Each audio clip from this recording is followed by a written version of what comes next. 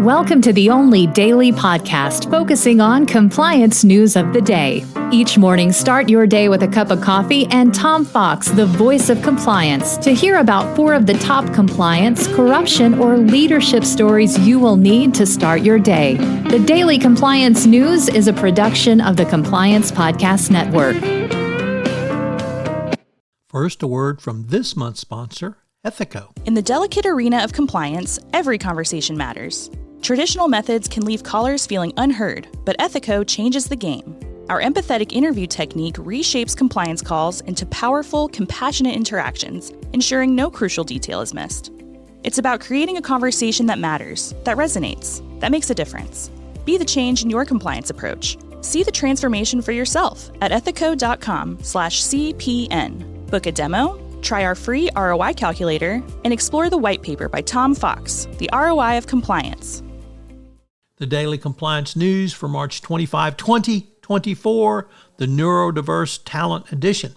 And we begin with that story from the BBC, which reports that Karen Twaronight, EY's global chair of DEI, says that having a neurodiverse talent base is actually a benefit for the company, and it has 23 neurodiverse centers of excellence across the world designed to support workers with autism, dyslexia, ADHD, and other cognitive differences. Although this is scoffed at in the U.S., this really is a very positive step forward and something that every company should focus on. Next up, from the New York Times, United Airlines faces closer FAA scrutiny after safety incidents.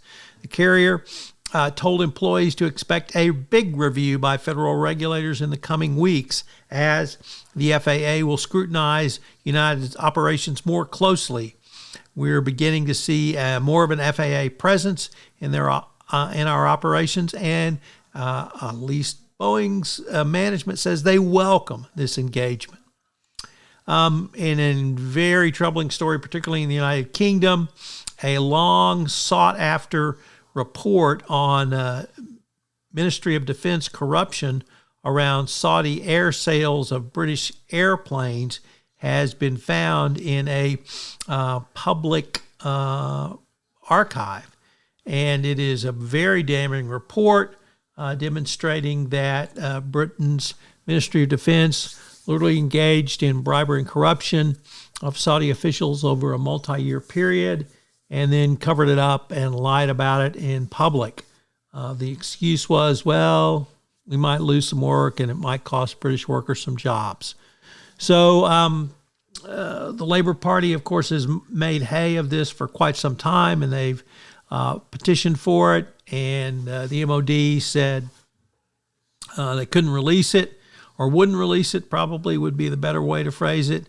But here it is, found in the public archive, entitled Ministry of Defense Appropriation Accounts 1990-1991, Defense Procurement, the Saudi Arabian Air Force Project. And our final story comes to us, unfortunately, from Major League Baseball, which is getting ready to open its season with a huge betting scandal, not with any player, but with Shohei Ohtani's translator. This story really demonstrates the need for robust due diligence for all of your contractors and third parties you do business with, because there is absolutely no allegation that Shohei Ohtani was engaged in betting, but it's pretty clear his translator was. As I mentioned at the start of this podcast, this month's sponsor for the entire Compliance Podcast Network is Ethico. Have you ever wondered how to show the ROI of your compliance program? Have you struggled with the budgeting process, getting the funds you want for your compliance program? Well, I've partnered with Ethico to put together a white paper on the ROI of compliance, which shows you not only how to demonstrate ROI, but also how to speak finance when you're sitting across from the CFO with your budget proposals. Check out the website and get the white paper.